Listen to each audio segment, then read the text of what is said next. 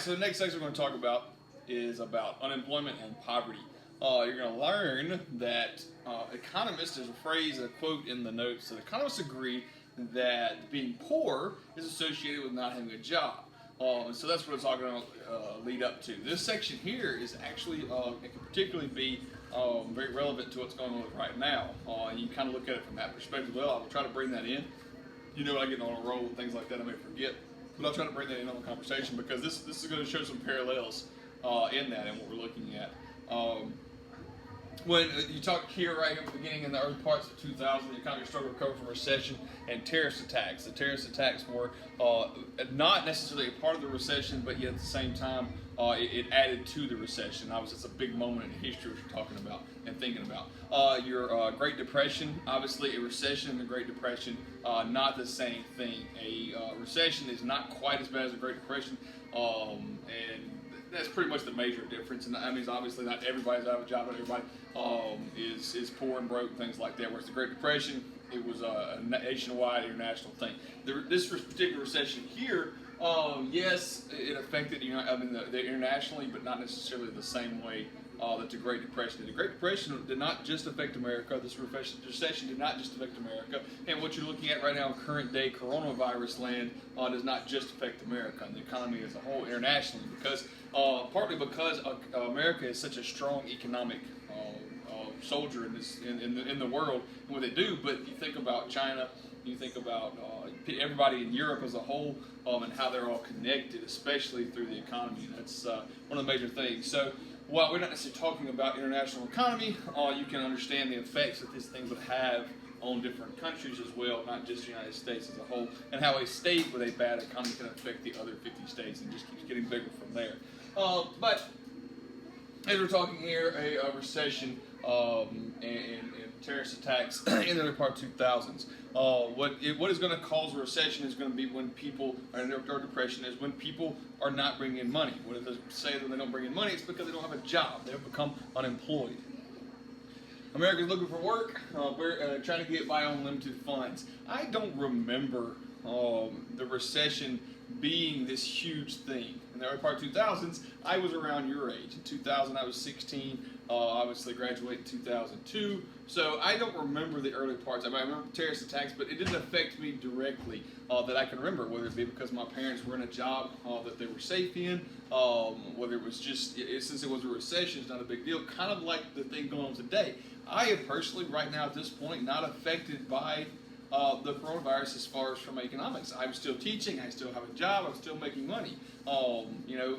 I'm still going turkey hunting, I'm still feeding my kids. So I'm not looking for work, but that's not the same for everybody. And so that's where a recession, you can really see a difference than a Great Depression. The Great Depression, there were a lot of people who didn't have jobs. I mean, you're looking at the majority of people who didn't have jobs. If they did have jobs, it was on a day-to-day basis. They never really knew if tomorrow they were going to have a job or not.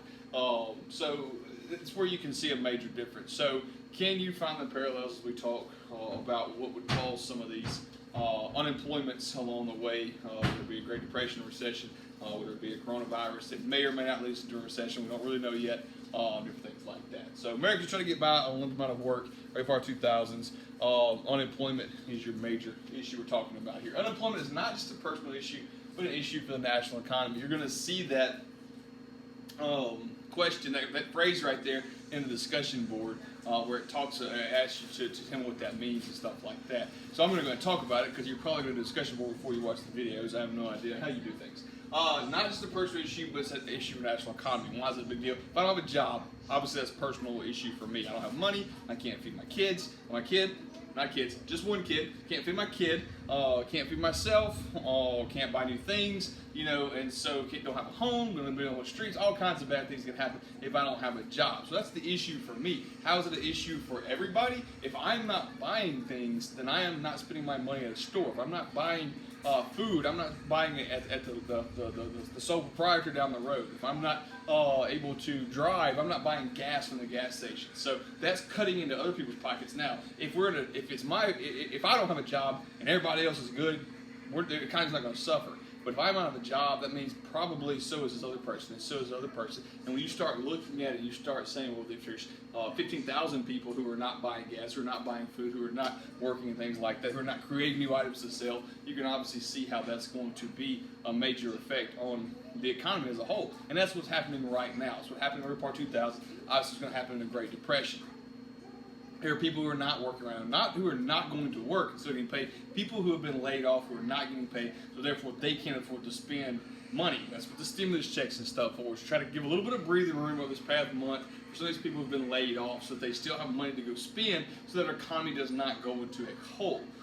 This is probably the biggest threat of a major recession since the early 2000s. And again, I wasn't old enough to remember. I don't remember getting checks. Me and my dad talked about it. He said he doesn't remember it being affecting him that much and being a thing. And so just have nothing else. This is a first for me, as it's a first for you. The difference is I'm dealing with it as a 36-year-old. You're dealing with it as a 17, 18, 19-year-old. So it's two different things. You may be able to see some from your parents, maybe friends, families, and things like that. But not having a job becomes an issue for everybody. We're fortunate in this town. This town seems to have kept on going for the most part. A lot of people continue to keep a job. People continue to eat, provide foods, things like that. That's not the case in all towns. And you can go to different places and see that if you are not social distancing, if you're not staying at home, things like that. I'm doing a lot of Turkey County. I'm riding the roads a lot. So I'm hitting town to town. I'm continuing social distance, so all that good stuff. But I'm seeing some of these towns are usually booming. I went to Newton this past weekend, just Turkey County that morning, and the town was a ghost town. It was a Saturday, so you think a little more popping. It really wasn't. Was it dead? No. There was a lot of people who typically you would see probably out and about who are, of course, not out and about, and therefore not spending money on food, not spending money on clothes, not spending money on gas, and you see the effect. Those are the big things, because those are things that we are going to spend a lot of money on. You've probably seen that through the game of life. So unemployment becomes an issue for everybody. That's why when you talk about presidents running for office, they're constantly talking about the unemployment rate. They want to make sure that more people are getting jobs than they are losing jobs. Unemployment will always exist. That's the one thing you can guarantee. It will always exist. But what you want to do is you want to exist at 2 or 3%, not 10 or 15% or something like that. You want to be a low number. That means if it's a low number, that means people are in jobs. That means the president, the government, bureaucracy, everybody's doing their job to provide jobs, to create new jobs, to give people the opportunity to spend money. Because we're spending money, the economy's going good, people are making things and buying things, and the world's a great place. You got a high unemployment rate you get into. I don't know what the unemployment rate was in the Great Depression. That'd be something to Google. I don't have it. If Grayson was sitting here right now, he'd probably Google it for me and be able to tell me what it was. But I don't have that information because I can tell you it was very, very high. But what exactly is that would be the $10 million question. What was it in 2000? I don't have that stat either. And what is it right now? And that's the thing. We may not know right now. We may not know that for months. But we will see that number eventually. How many people have lost their job and will continue to lose their job or not get their jobs back once this thing's over? That will be the things that we're still waiting to see. Economists measure how the economy is based on the employment, as I was talking about before. When you talk about low percentages of unemployment, things like that. The unemployment rate is the amount of people who are unemployed. You want that number low. That's how they look at the economy. When they figured it out during the census, guess what? This is a census year.